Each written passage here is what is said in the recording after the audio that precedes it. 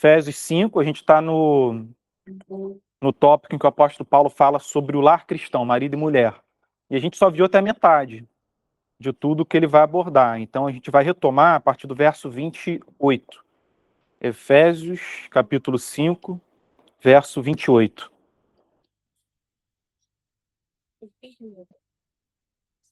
Bom dia quem entrou agora, Vanessa, Wilza, querida Márcio. Bom dia. A gente vai fazer a leitura, tá? Do verso 28 em diante.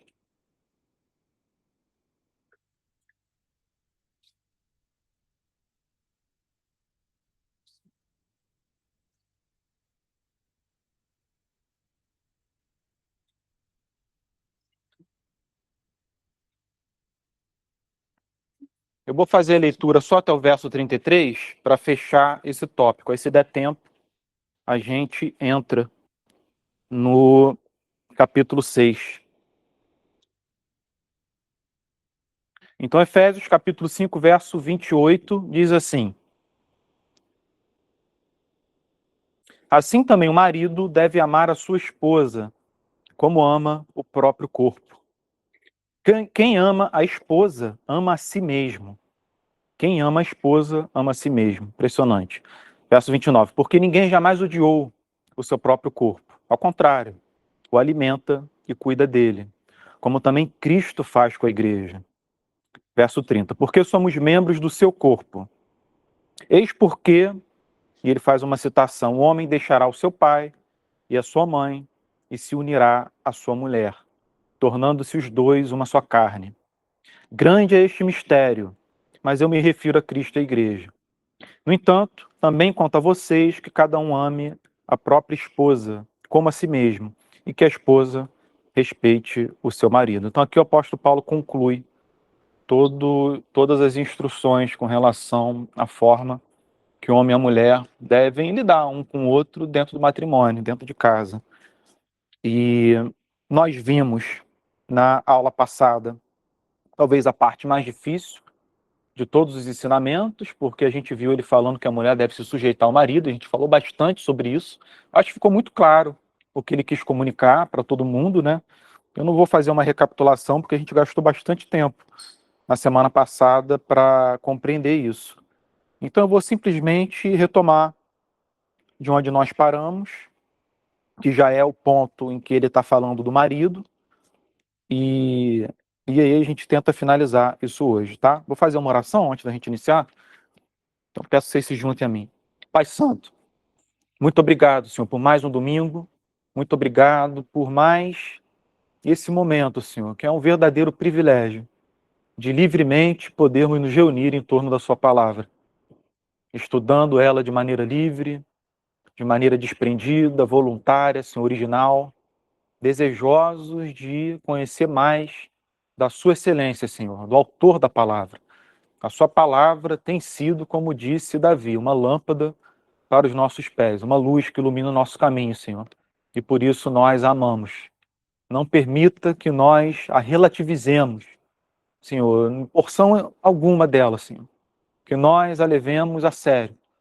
Que lembremos daquilo que o Senhor disse no Sermão do Monte, que todo aquele que escuta a sua palavra e a põe em prática é comparado como alguém que construiu uma casa sobre a rocha. Os ventos bateram, as ondas se chocaram, a tempestade veio e a casa permaneceu em pé. Esse é o nosso desejo, Senhor, que nós possamos erigir esse edifício que é as nossas vidas, a nossa alma, o nosso espírito, a nossa vida espiritual em cima dessa rocha, né? Amando a palavra e colocando ela em prática. Pedimos perdão pelos nossos pecados, Senhor, pedimos que o Senhor guarde aqueles que não puderam comparecer, que o Senhor abençoe a nossa igreja, em nome de Jesus. Amém.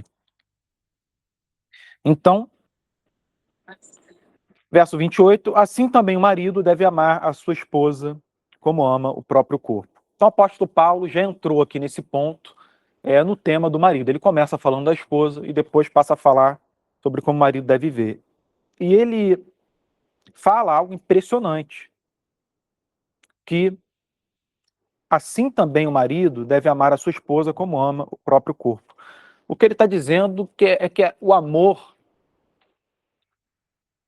do homem quando sincero, quando o amor temente a Deus, santificado pelo Espírito Santo, essa pessoa, ela vai ter a tendência a enxergar a sua esposa como uma extensão de si mesma, como uma parte do seu próprio corpo. Lembra que eu falei para vocês semana passada, o marido temente a Deus, aquele que ama Jesus, olha, a mulher sofre, ele sofre com ela. A mulher se alegra, ele se alegra com ela.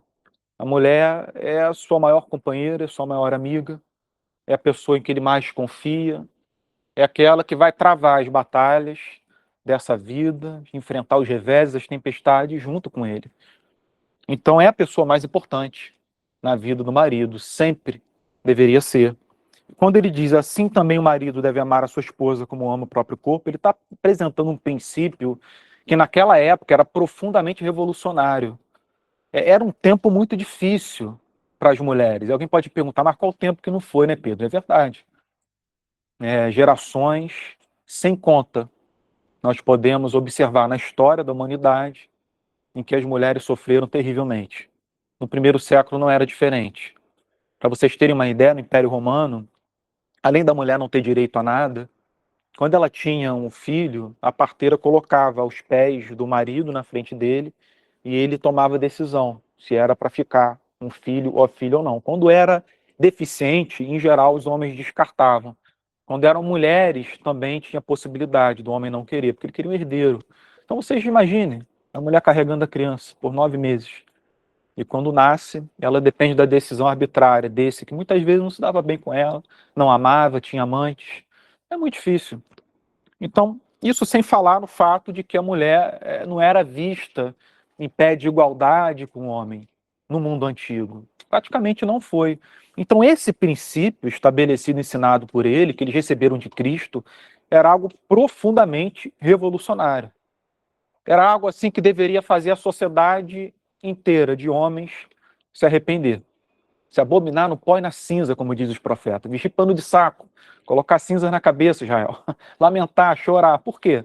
Porque havia um padrão de relacionamento dos homens com as mulheres. Esse padrão era profundamente iníquo, para dizer o mínimo. Sem empatia, sem misericórdia.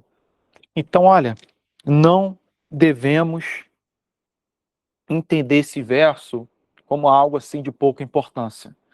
Era algo que não era ensinado por filosofia alguma da época.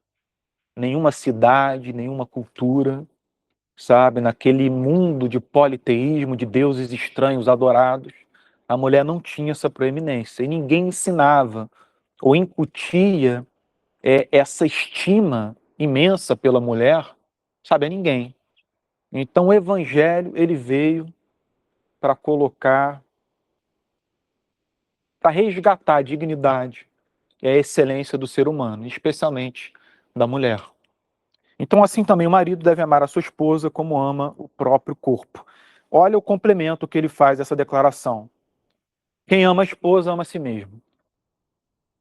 Aqui, além de ser uma declaração muito bela, ela também possui uma advertência. É evidente, porque quando ele diz que quem ama a esposa ama o próprio corpo, sabe, o negativo dessa afirmação é de que quem não ama a sua esposa faz mal a si mesmo. Pode não perceber isso, mas aos olhos de Deus faz mal a si mesmo. Aquele que não honra a sua esposa, não a trata com dignidade, respeito, amor, não a vê não somente como alguém criado à imagem e semelhança de Deus, mas não a vê como alguém com o qual você fez uma aliança diante de Deus. Diante de Deus, diante dos homens, sabe? Essa aliança que diz que é na morte, é na tristeza, na saúde, na pobreza, o amor tem que permanecer. Então, aquele que não nutre esse sentimento e essa afeição pela sua esposa faz mal ao seu próprio corpo, faz mal a si mesmo.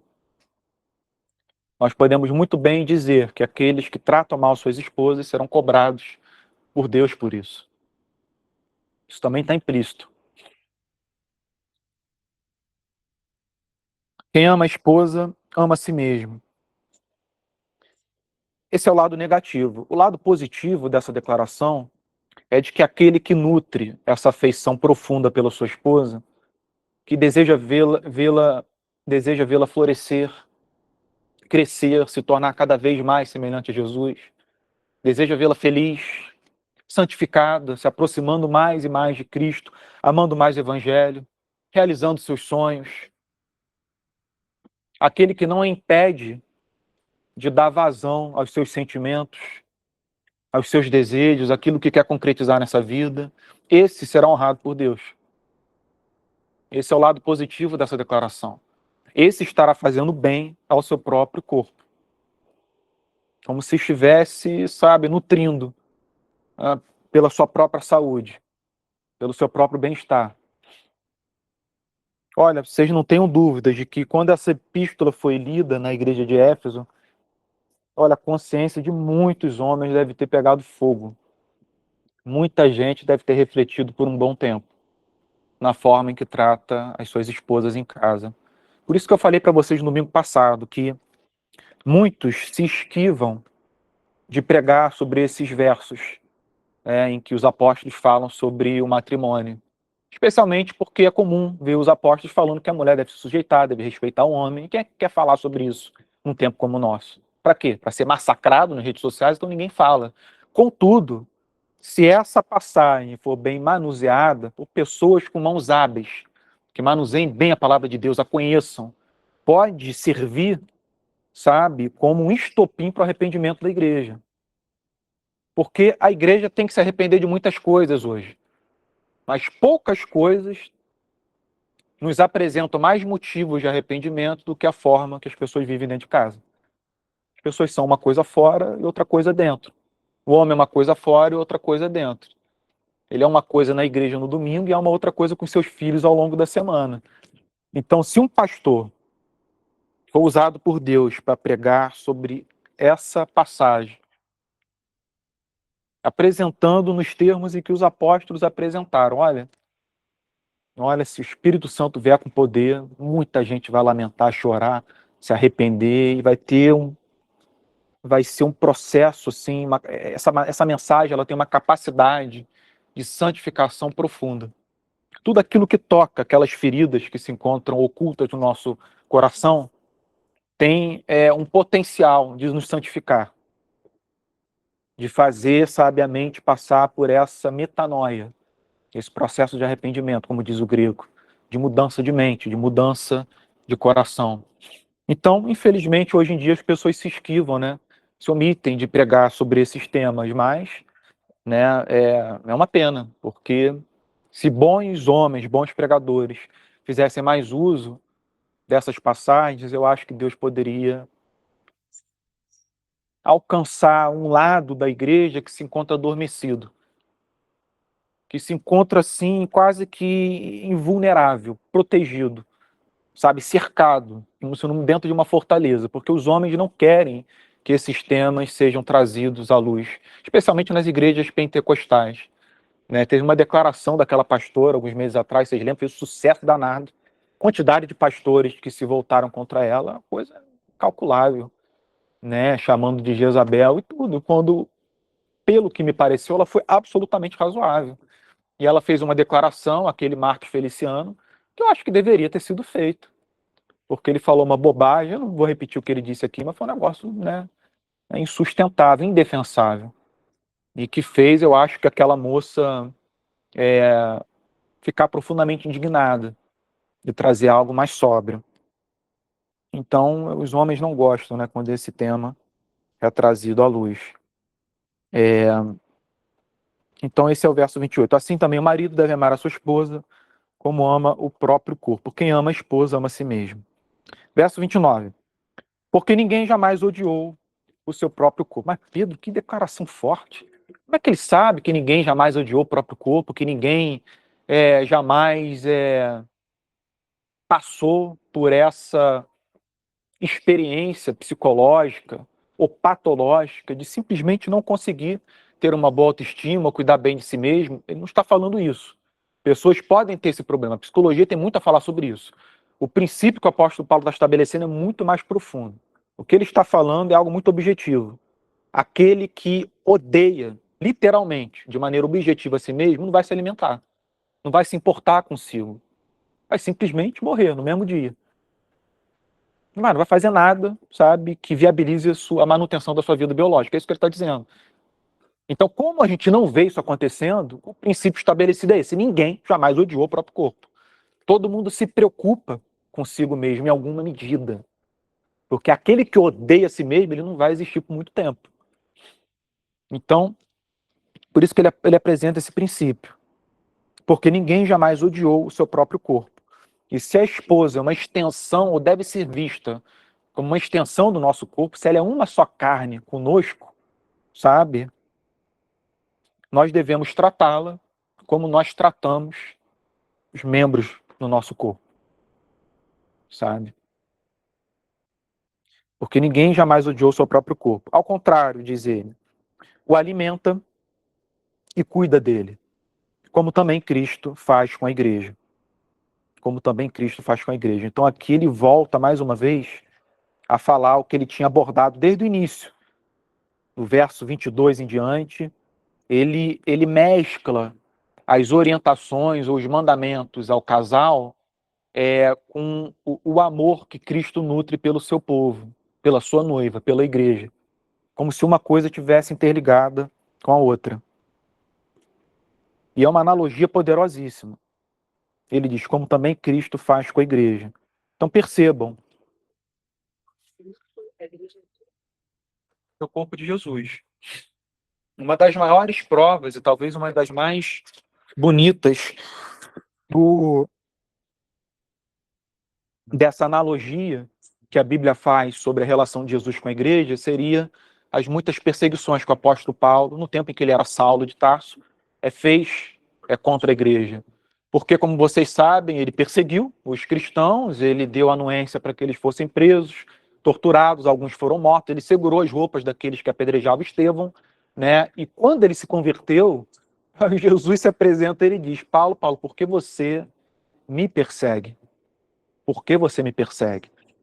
Paulo estava perseguindo as pessoas. O que Cristo tem a ver com isso? Cristo sofria junto com elas. A dor delas era a dor de Jesus. Então, por que você está me perseguindo? Por que você deseja me fazer mal? Né? Então, assim, são muitas as ocasiões em que Jesus se manifestou de maneira tão empática ao seu povo, que era como se aquilo que o povo passasse, ele passasse também. Né? Então, deixa eu só desligar aqui. Aninha, você pode só fechar o seu áudio para não... Nada, sem problema não. Não se preocupa não. Então, como também Cristo faz com a igreja. É um ato contínuo. Ele fez, ele faz, ele continuará fazendo. Cristo continua lidando com o seu povo, e quando eu digo seu povo, eu não estou falando dos 42, 44 milhões de evangélicos no país. Estou falando daquele remanescente. Estou falando de cristão nominal. Estou falando daqueles que nasceram de novo. Daqueles que temem e amam a Deus com sinceridade. Daqueles que não fazem do evangelho uma muleta, uma forma de autopromoção, uma forma de ganhar reputação, fama, daqueles que instrumentalizam o evangelho. Falando de gente séria. Essas pessoas foram alcançadas pela graça de Deus. Jesus as vê como membros do seu corpo. Até hoje. Ele, que a Bíblia descreve, está sentado à destra do Pai. Ele continua zelando pelo seu povo. O seu povo é a menina dos seus olhos, aquela parte mais sensível dos nossos olhos. Aquela que mais, assim, nós protegemos, cuidamos. Aquela que se entrar uma pequena poeira, um pequeno cílio, a gente imediatamente tenta limpar, remover, porque a gente não quer, sabe, sentir esse desconforto. É assim que a Bíblia chama o povo de Deus, a menina dos olhos de Deus. Então, essa deveria ser a referência que o marido deveria ter. A maior referência de como lidar com a sua esposa. A forma que Jesus lida com a igreja. Ele não deve lidar com a sua esposa de acordo com aquilo que grupos de homens cristãos fazem. Ele não deve lidar com a sua esposa de acordo com o que a instituição prescreve somente. Ele não deve lidar com a sua esposa de acordo com o que ele ouve nas músicas, nos poemas, nas poesias, daquilo que o pastor apresenta no púlpito, não. sabe? A coisa tem que estar além, tem que estar acima daquilo que o homem tem a apresentar. A visão que ele deve ter é aquilo que Jesus fez pelo seu povo. E tudo aquilo que grupos de homens, sociedades religiosas, seja lá o que for, tiver a dizer sobre isso, tem que passar por esse crivo da relação de Jesus com a igreja. Se ficar aquém, o homem não deve levar em consideração. Significa que aquilo que está sendo apresentado a ele como referência de laço matrimonial se encontra aquém, não atingiu, sabe, o objetivo. E nisso os homens deveriam tomar cuidado com quem eles permitem que lidere as suas vidas, com quem eles permitem que os influencie, sabe? Eles têm que ter, sabe, eles têm que ter uma capacidade de reflexão crítica sobre aquilo que é apresentado a respeito da relação matrimonial. Tudo bem, você me falou que eu tenho que lidar com minha esposa assim, mas Jesus fez muito mais que isso pelo seu povo. Jesus foi muito além. Isso aí que você está me apresentando não é nada. Eu tenho que ir mais longe que isso, sabe? Então os homens têm que ter essa capacidade. Eles têm que ser mais exigentes consigo mesmo. Sim, já. Oi? A vida pela igreja. A vida pela igreja. Sim, Maria. É. O que chama a atenção desse texto é o versículo 25. 25? 25 que a gente viu domingo passado, diz: maridos, que cada um de vocês ame a sua esposa, como também Cristo amou a igreja e se entregou por ela. Esse amor é o versículo-chave porque a natureza do amor é sacrificial, né? É o que Paulo está dizendo. É um amor sacrificial. Ou seja, é um amor que se deixa gastar. É um amor que não se poupa. É um amor que, quando o assunto é o florescimento da sua amada, ele não se poupa. Ele se deixa gastar, de modo que possa vê-la se transformando em alguém melhor, alguém mais excelente, alguém mais amável.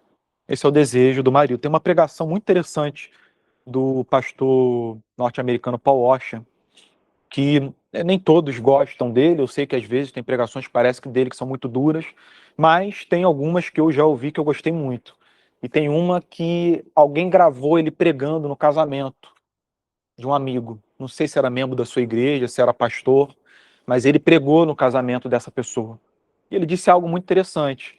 Ele falou que Deus, ele não deu a sua esposa a você, fulano de tal, tendo em vistas a sua realização, a sua satisfação pessoal e amorosa, sabe, desse amor romântico idealizado pela cultura, pelo mundo. Não.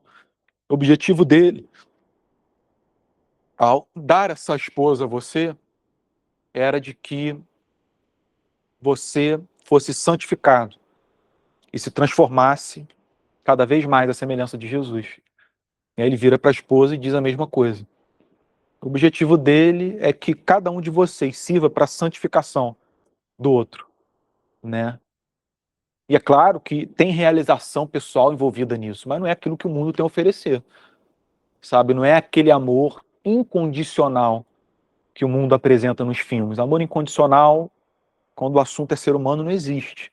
Existe o amor de Jesus que é incondicional. E o nosso se transforma cada vez melhor ou em algo mais excelente na medida em que se aproxima desse amor. Na medida em que Cristo vive, habita em nós, cresce em nós.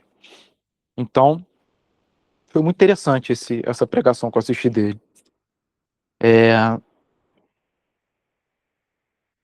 Verso 30.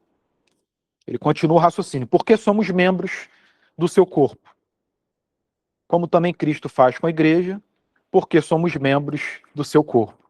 É simplesmente uma extensão do raciocínio. Verso 31. Eis porque o homem deixará o seu pai e a sua mãe e se unirá à sua mulher, tornando-se os dois uma só carne.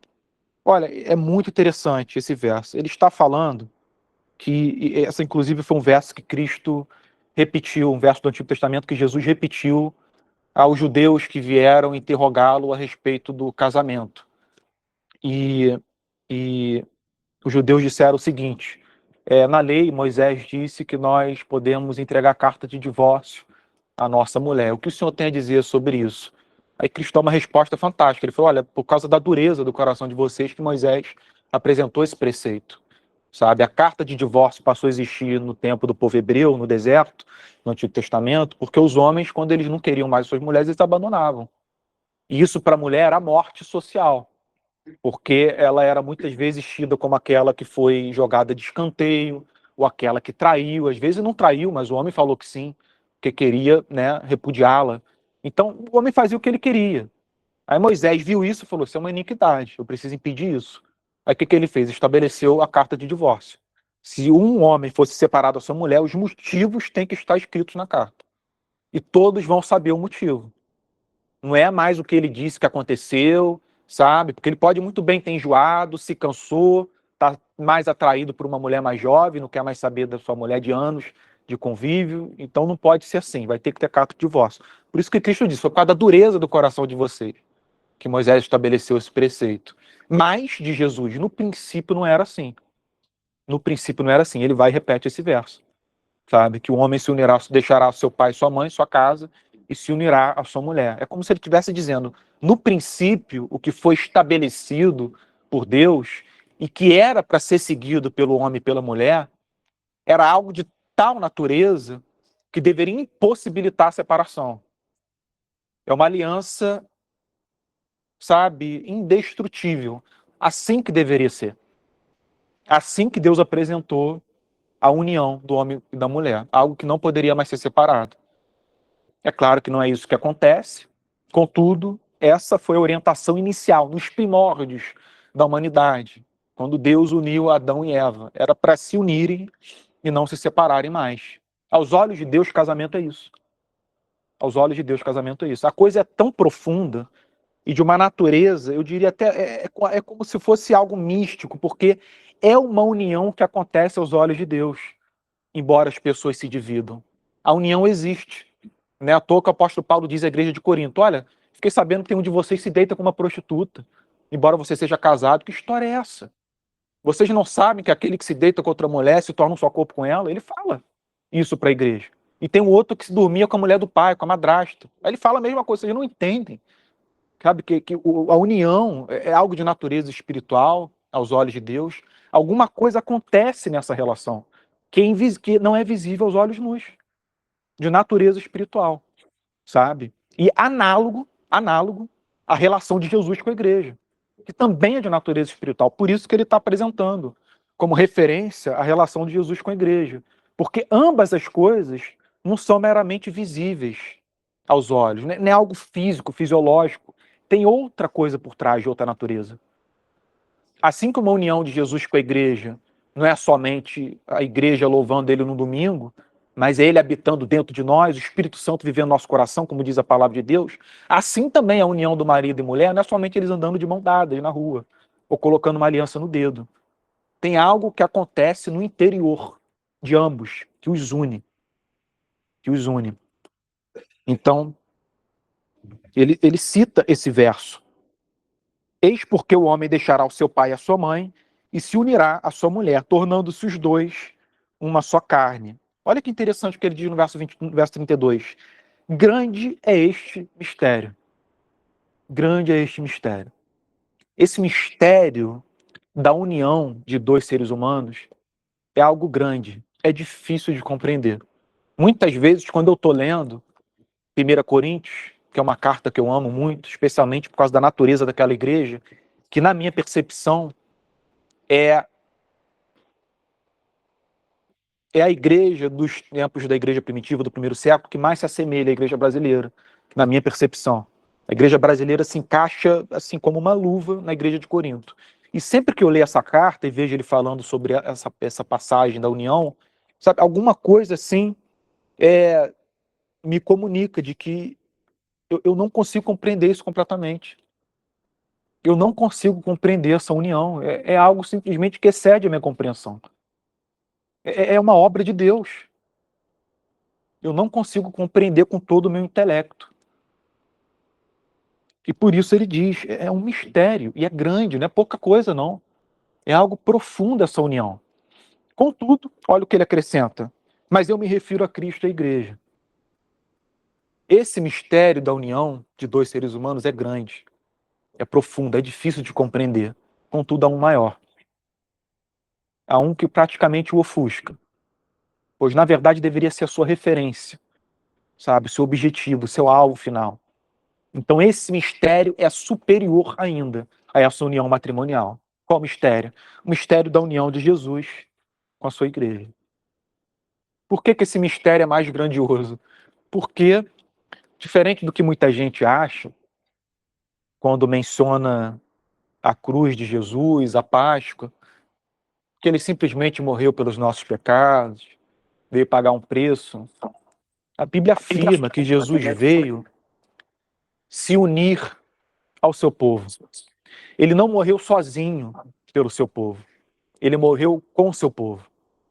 E ele não ressuscitou sozinho pelo seu povo. Ele ressuscitou com o seu povo. É isso que Romanos afirma.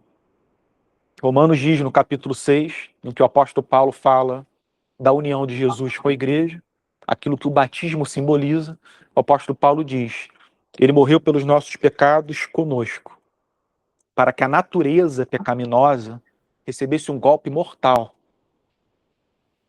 fosse crucificada com ele. Isso é algo de natureza espiritual. Eu estou aqui no século 21, Jesus morreu no primeiro século, e o que ele fez lá diz respeito a mim aqui. Por quê? Porque o que ele fez é de natureza espiritual, não foi simplesmente algo histórico. É algo que tem relação com o cosmos, com a presente era. E a Bíblia diz, o apóstolo Paulo diz em Romanos capítulo 6, assim como várias outras epístolas, de que a igreja estava sendo carregada por ele em seus lombos. E ao ser crucificado de maneira espiritual, a nossa natureza pecaminosa, que é má, que se revolta com Deus, que não deseja naturalmente amá-lo, obedecê-lo, isso foi pregado na cruz. E se encontra pregado na cruz. E quando Jesus morreu e ressuscitou, nós ressuscitamos com ele para o quê? Quem lembra? Para uma novidade de vida.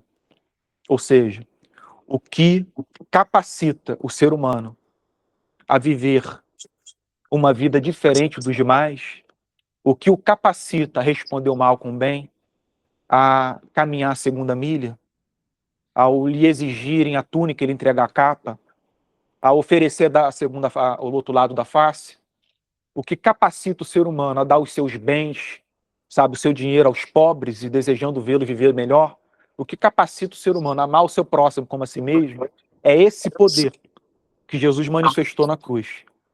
E que ao manifestar ali, ele conferiu à sua igreja, para que a sua igreja frutificasse. O Espírito Santo, ele só habita em nosso coração, isso só é possível porque Jesus morreu na cruz. Foi isso. Esse foi o elo necessário. Jesus precisava morrer e ressuscitar. Sem isso, não existiria possibilidade de novidade de vida. Não existiria possibilidade de que nós frutificássemos, sabe, através do Espírito Santo. E que nós fôssemos santificados. Nos tornássemos mais semelhantes a Jesus. Isso não seria possível. Nós continuaríamos os mesmos. Mesquinhos, egoístas, autocentrados, cheios de si, soberbos, explorando uns aos outros, e por aí vai, fazendo guerras, comprando e vendendo pessoas, fazendo delas escravas, a coisa continuaria assim. Então o evangelho não é uma mera mensagem. O evangelho é um princípio poderosíssimo, que quando incutido no coração do ser humano, transforma ele em outra pessoa. As coisas velhas se passam, algo novo surge. De modo que não importa se é circuncidado, se não é, o que importa é ser nova criatura. É ter passado por essa experiência de novo nascimento. Tudo aquilo que você aprendeu ao longo da sua vida, tudo aquilo que você fez, morre, você nasce de novo. É uma nova vida. Nova pessoa, novas afeições, novos pensamentos. Deixa eu só fechar aqui o áudio de alguém que está Elô, eu não estou conseguindo clicar. Elô, você pode fechar só o seu áudio, por favor? Só para não Pedro, eu ficar quero saindo. falar, é que eu quero falar. Ah, perdão, pode falar. Desculpa, Elô. Perdão, Pedro, pode é falar. que a gente tem que refletir nesses versículos. Esses versículos eu acho que mobilizam homens e mulheres desde sempre, né? Desde que a Bíblia foi traduzida, principalmente. Enfim, a gente não pode deixar de levar em consideração que quando a lei foi escrita, e ela foi escrita para um povo fechado, né? No entendimento dos hebreus, e desde aquele tempo, e naquele tempo, e muito depois dele também, os casamentos não eram levados a efeito, né? Não aconteciam por inclinação emocional, por paixões, por amor pessoal. Era Eles eram, negócio. entre outras coisas, isso, um grande negócio para manter todas as posses familiares dentro das tribos. E depois disso continuou da mesma forma, na Idade Média também era assim, eram acordos entre reinados, entre povos. Só muito recentemente o amor virou uma questão emocional. Eu me apaixonei por fulano, vou casar com ele. Quantas vezes isso dá muito errado? Então, assim, independente de questionar o modelo cultural da época, independente disso, fica claro que quando o Senhor Jesus disse isso, ele voltou à vontade original de Deus, isto é, os dois têm que ser um.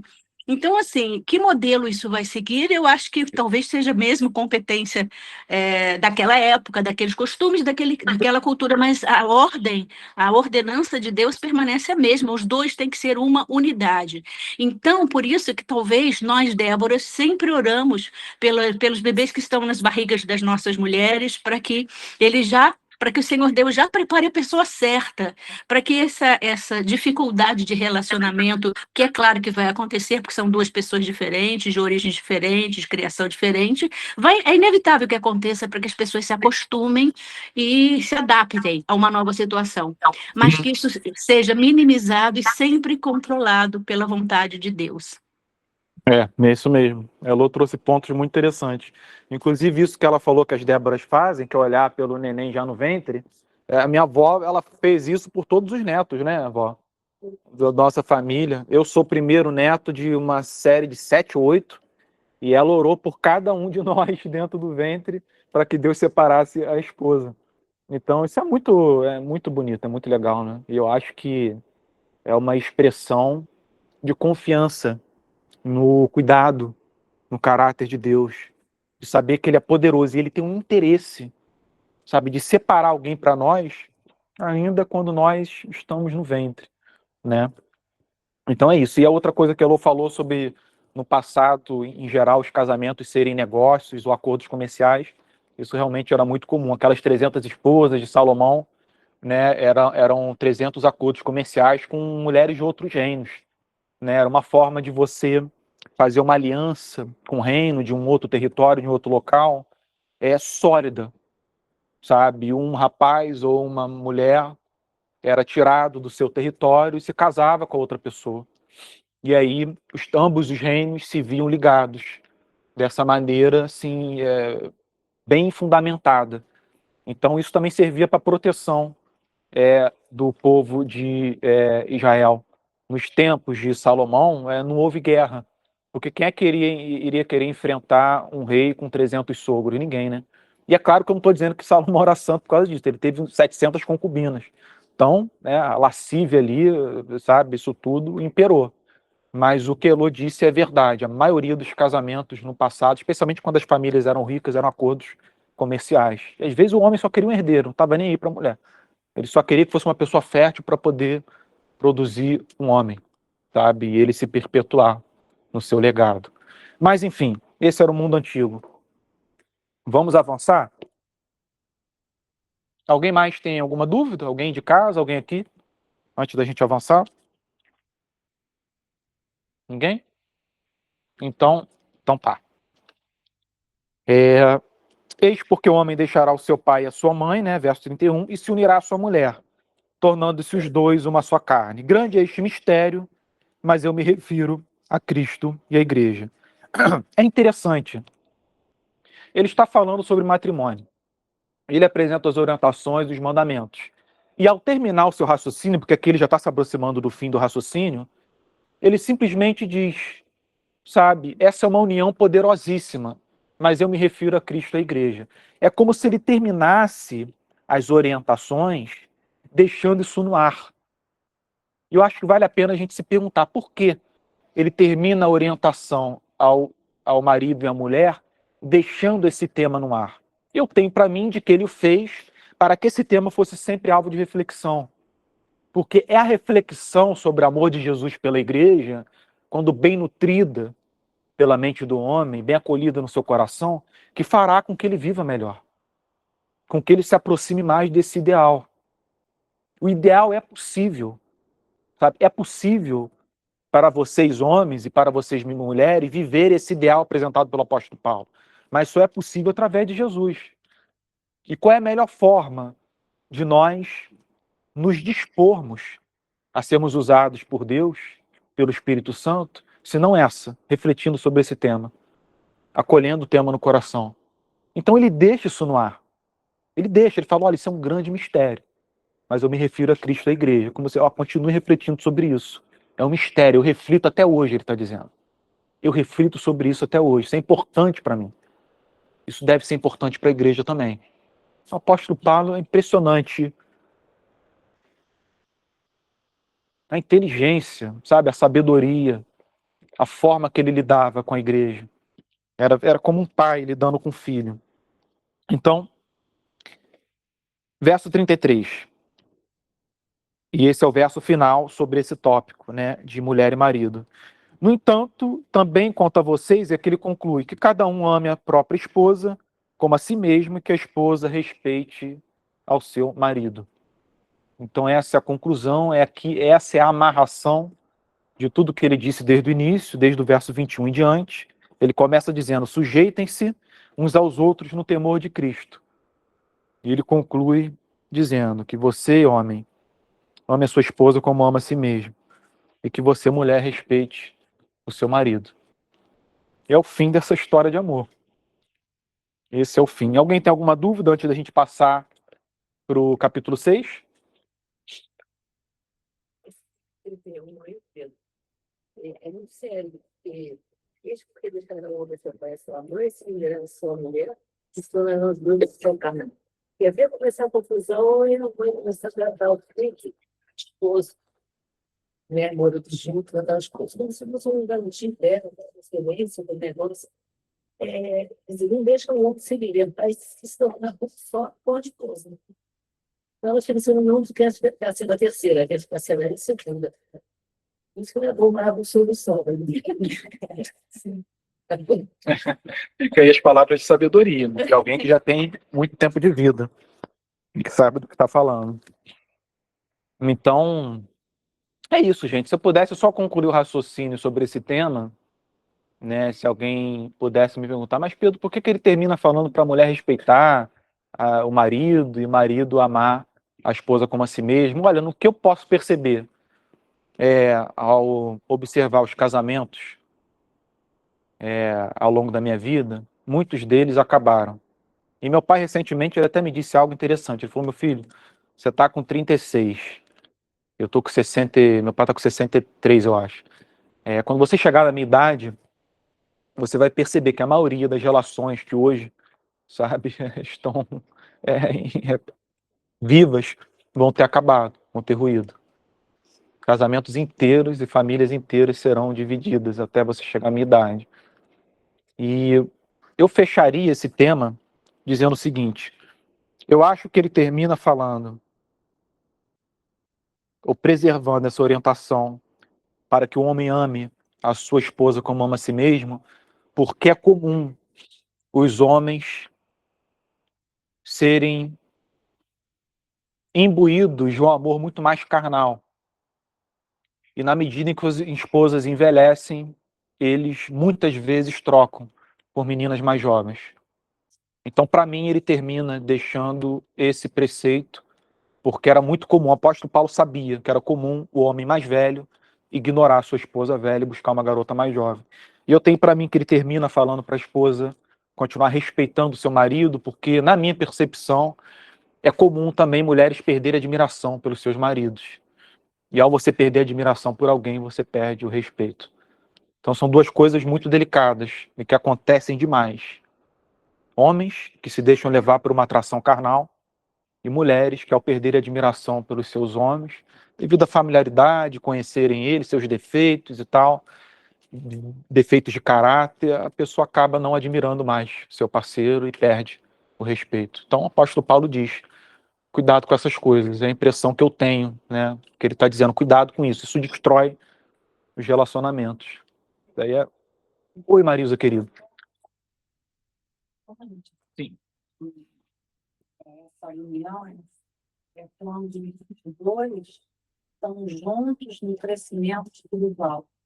Isso, para mim, é fundamental, né? Então, os dois nessa fase espiritual, isso vai trazer uma harmonia no todo, É verdade. né? Sim, também concordo. Acho que essa sintonia ela é imprescindível. Sim, sim, sim. Sim. Nesse caminho que a Marilda falou, e até com tudo isso que a gente está falando, né? Em casa, essa coisa da comunhão do marido com a esposa, e em casa começa a igreja, né? Então, o homem primeiro, isso que a gente falou no domingo passado, né? Começa em casa, essa harmonia, aí só vai refletir fora se dentro de casa tiver, né? Então, é isso que ela falou, importante. Sim, sim. E é uma sintonia que não é simplesmente você se identificar com os hábitos da esposa, mas é vocês terem o mesmo objetivo de vida, né? É de vocês terem o mesmo objetivo de transmitir o evangelho através das próprias vidas, o mesmo objetivo com relação aos seus filhos. Às vezes uma mulher quer uma coisa, o homem quer outra. Os dois deveriam querer a mesma coisa. O quê? Que a criança cresça amando Jesus. Tem alguma coisa melhor que isso? Tem alguma coisa mais importante que isso? Foi isso que meu pai me disse. Quando eu e meu irmão começamos a chegar na adolescência, ter mais consciência das coisas e entender o mundo como ele era, meu pai uma vez puxou a gente no canto e disse, olha, eu criei vocês da maneira que vocês... Na verdade, agora que eu estou me lembrando, ele falou o seguinte, a gente tinha ouvido falar de alguns amigos nossos que estavam passando dificuldade em casa, os pais profundamente problemáticos, sabe, duros, inflexíveis, eles simplesmente castigavam os filhos de maneira desproporcional. Meu pai olhou para isso tudo e falou, meu filho, eu nunca passou pela minha cabeça agir com vocês da mesma forma. Eu tinha uns 15 anos, meu irmão 13, 14. Ele falou, nunca passou pela minha cabeça fazer o mesmo com você, porque isso não funciona. Isso é um tiro que sai pela culatra. Não é que eu não vou apresentar o caminho que vocês devem seguir, mas essa forma rigorosa de educação, isso não funciona no ambiente religioso.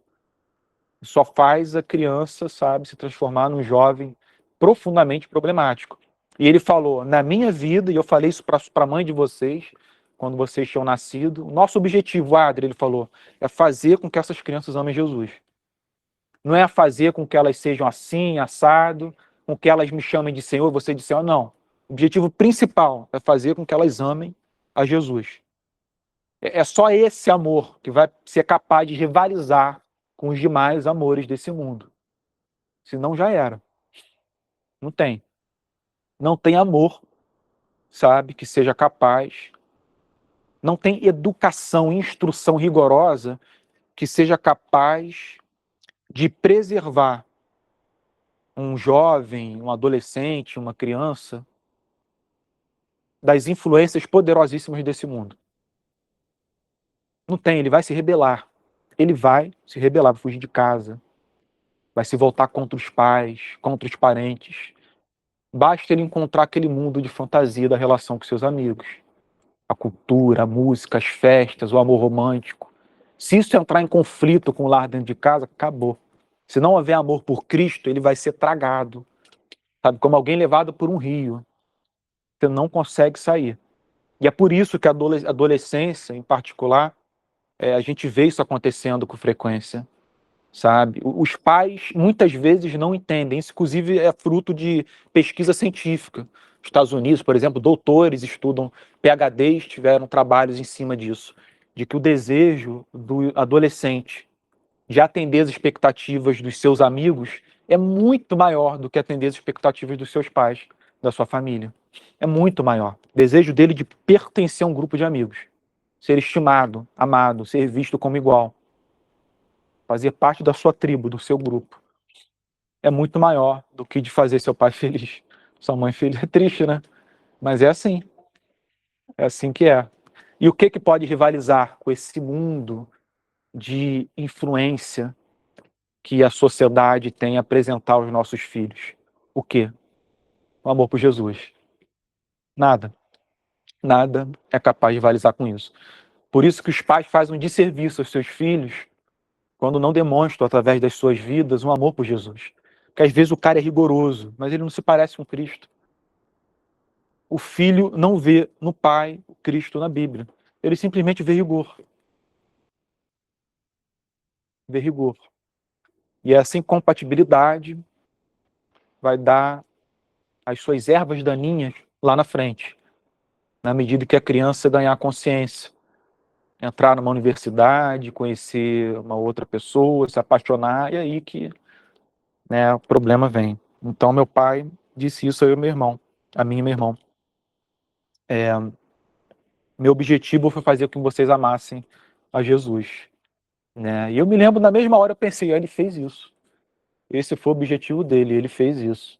Né? Então, isso foi uma lição muito grande para mim. Né? Eu com o João Pedro agora, 2 meses e meio, meu objetivo vai ser esse, sem sombra de dúvida. Muito mais importante para mim do que ser rigoroso com o João Pedro, quando ele crescer, discipliná-lo e tal, é fazer com que ele ame Jesus. É mostrar que eu amo a Jesus. Ele tem que perceber isso. Isso não acontecer, não se trata, o que eu estou querendo dizer para vocês é que não se trata de apresentar uma lei, de apresentar preceitos que o filho deve seguir. Ele precisa ter uma afeição atrelada a esses preceitos. Os preceitos devem encantá-lo, sabe? Incutirem nele o desejo de louvar, de se espantar com esse Deus que é maravilhoso, excelente. Se não houver isso, acabou, vai ser só lei. Vai ser só lei. E é muito fácil alguém se rebelar contra as leis. Gente, faltam 7 minutos. Eu acho melhor não entrar no tema do lar cristão, filhos e pais, porque é preciso tempo também para a gente refletir sobre isso. Alguém tem alguma dúvida antes da gente encerrar? Sim, Lúcio, pode falar. Eu queria complementar o que você está falando, que acho que até faz gancho pelo ano que vem. Isso que você está falando, né, do pai, do objetivo dos pais, quem se relaciona com Jesus, pelo menos comigo, né?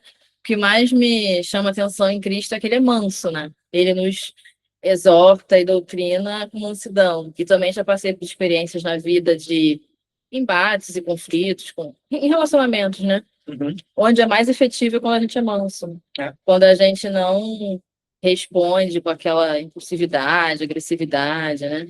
Então, isso que eu acho que o exemplo que você trouxe, né, do seu pai é essa mansidão de, claro, apresentar Cristo. Existe, sim, o que é certo a ser feito, né? Mas é com doçura, porque você trouxe esse outro pai mais bruto, né? Que geralmente é o que acontece. É a falta de mansidão, e isso não cativa, isso não constrange, né? O amor de Cristo constrange, porque ele se entregou, né? Ele é manso, ele foi. E é isso que é um fruto do Espírito também, né? A mansidão. Então, é tanto para pais e filhos, como no casamento, né? Se o parceiro, o companheiro falar algo, tá nervoso, não vai adiantar você retrocar na mesma. Né? Vai continuar aquilo, vai virar uma bola de neve, né? Só o que estanca é a mansidão, que traz paz, que traz, né? Isso é que eu tenho aprendido, né? Em todos esses relacionamentos. Isso é muito mais efetivo. Né? Hoje em dia é muito comum quando, só um minutinho, quando você vê alguma prática hoje em dia que faz a sociedade se revoltar com o que os jovens estão fazendo, tipo aquele negócio de farmar aura. Eu não sei o que é, mas isso tem muita gente falando sobre isso. É comum você ver as pessoas dizendo só que faltava uma boa surra. O que faltava era uma boa surra. Vai dar uma surra nele para ver o que vai acontecer mais na frente. E não vai querer saber de você. Entendem? Então tem uma ternura que é muito mais eficiente de lidar com essas coisas incompreensíveis para nós que os jovens fazem do que a mera surra. A mera surra resolve pouca coisa, gente. Pouca coisa. Disciplina bíblica, ela não necessariamente vem acompanhada de rigor. Cristo disciplinou Pedro como? Vocês lembram? Como é que ele disciplinou Pedro por ter traído? Você lembra da disciplina dele? O que ele fez quando Pedro estava na fogueira? E deu a declaração àquela mulher que perguntou, não, você faz parte dos seus discípulos. E ele vai e nega. O que Cristo faz? Cristo olha para ele. Cristo olha para ele. Pedro imediatamente é constrangido e sai e vai chorar. Jesus continua a ser torturado, preso, morto. Então, a disciplina na Bíblia não necessariamente é acompanhada de uma surra. Eu acho que é necessário uma mansidão. Olha, é necessária uma humildade. Cara, os pais educarem os filhos como deveriam. Né? Em geral, nós somos seres dos extremos, em geral. A gente vai para o extremo ou para o outro. Ou é relativização completa, ou é aquela ortodoxia rígida e morta. A via do meio nunca é observada. E quando eu me converti, passei pela minha experiência de conversão, eu me lembrei muito do que meu pai havia feito comigo no passado, forma que ele me educou, me instruiu, forma que ele agia comigo nos momentos em que eu errava. Isso tudo eu me lembro que o Espírito Santo trouxe à memória. E ele trouxe com um objetivo. O objetivo do Espírito Santo, quando eu me converti, foi trazer à minha lembrança todos os momentos em que eu agi mal e errei, e como meu pai lidou comigo com ternura e misericórdia. Aí, naquele momento de conversão, eu fui constrangido e me arrependi. Eu me arrependi porque era um jovem agindo mal diante de um amor terno. E isso é profundamente constrangedor. Profundamente constrangedor. Isso me edificou profundamente na época da minha conversão. E eu acho que é isso que é mais eficiente. Sabe? Os exemplos, inclusive, são muitos, né? Que a gente encontra na Bíblia disso. Né? E não é à toa que Jesus falou no Sermão do Monte, para você lidar assim com as pessoas. E você receber o mal com esse bem, com esse tipo de longanimidade, paciência, porque isso tem um efeito poderosíssimo na pessoa. O apóstolo Paulo diz em Romanos que quando você recebe o mal com bem, é como se você colocasse brasas vivas na cabeça de alguém. A consciência, ela queima. A consciência pega fogo. É algo diferente. É algo que o mundo não é capaz de apresentar esse tipo de amor terno para você. O mundo é olho por olho, dente por dente. Então, esse tipo de amor, ele tem um efeito poderoso e contínuo. Sabe? É como uma semente lançada. Os seus efeitos, ela vai crescendo, vai se desenvolvendo, os efeitos vão vindo, vai dando fruto. Então, nunca se esqueçam disso. Sabe? Isso serve para lar, para marido, mulher, filho, para parentes, serve para amigos, trabalho. É isso que pode servir como um testemunho evangelístico, por exemplo, para a vida de algum conhecido seu. Trabalho. É isso. Sabe? É isso. Então, gente querida. Oi, Emanuel, pode falar, querido.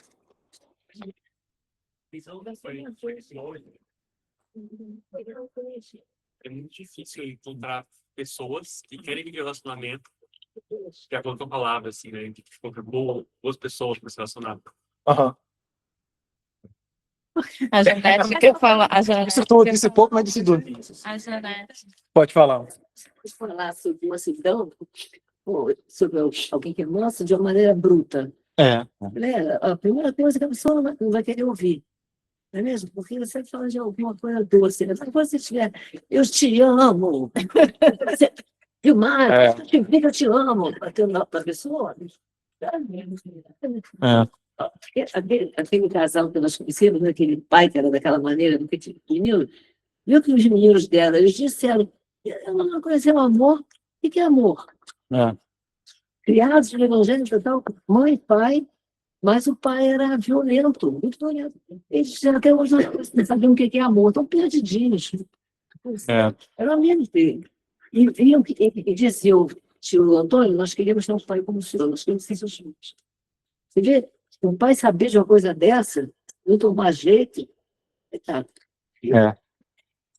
Embora aqui eu termino, embora os evangelhos não falem muito sobre a relação de Jesus com as crianças, os as narrativas em que aparecem crianças, né, ao redor de Jesus, elas já deixam assim, embora não seja muito, elas já deixam evidente que a relação de Jesus com elas era uma coisa assim muito terna, muito mais do que os discípulos eram capazes de produzir, ou de qualquer outra pessoa, porque as crianças elas são apresentadas nos evangelhos se aproximando de Jesus com um desprendimento tal, de maneira tão voluntária, que os discípulos ficavam com raiva e queriam afastá-las. E Jesus diz: não deixem, não as afastem, sabe? O reino de Deus pertence a eles.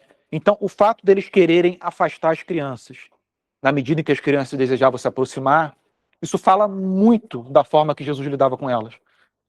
Ele deveria ser profundamente terno com as crianças, porque criança não se aproxima de gente estúpida, que grita, que fala alto, que berra. Tem aquele pregador que berra no púlpito. Você imagina alguma criança se aproximando dele? Só se for aquelas crianças que são treinadas para berrar também, que a gente vê pregando por aí nas redes sociais. No caso de Cristo, não. As crianças se aproximavam dele porque viam alguém inofensivo, alguém manso. Elas gostavam da sua presença. Então, é isso. Essa foi a aula de hoje. Que Deus abençoe vocês com essa aula. Vai ficar gravado, vai ficar salvo. Quem quiser assistir depois, mandar para alguém. Basta entrar no Telegram, vai estar lá o link daqui a pouco. E queria só terminar agradecendo a participação de vocês. A sala está cheia. Vocês também que estão acompanhando de casa. E que Deus continue abençoando a nossa igreja. E já entramos no capítulo 6. Então, o último capítulo da Epístola. Acredito que daqui a um mês e meio termine. Ou mais. E aí depois a gente começa Filipenses. Tá bom? Vamos continuar nesse estudo aí que tem sido uma benção. Hã? Filipenses fala muito. Fala muito. É uma carta curta, mas tem muita coisa para ver. Gente querida, vou encerrar aqui então a aula. Tem um café aqui na mesa, pãozinho. Deus abençoe o culto da gente também. Tá bom? Amém. Beijo Bom para domingo. vocês. Bom domingo.